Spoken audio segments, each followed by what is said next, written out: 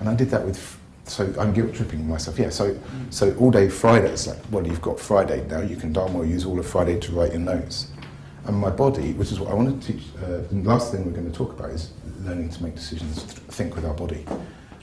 If the mind is something that makes us in our head and causes stress, then we think with our body. So all the time Friday, when my, actually not my guilt, but my, as I say, my wrong interpretations was saying I need to do planning. My body was saying, I don't want to do that. If you make me do that, I'm going to feel uncomfortable and it won't work. So I just about grabbed it, and it kind of was saying to me, do Friday from your spontaneity.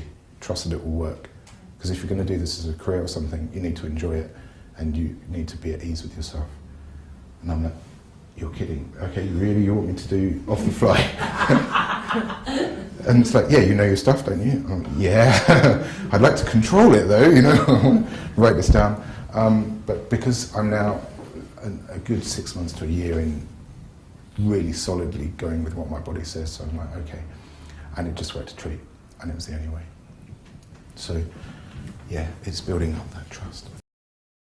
That clip is taken from the Power of Love lectures that I gave across Denmark and Sweden in 2014, most of which has been transcripted into Chapter 2 of the Kissing Consciousness Handbook.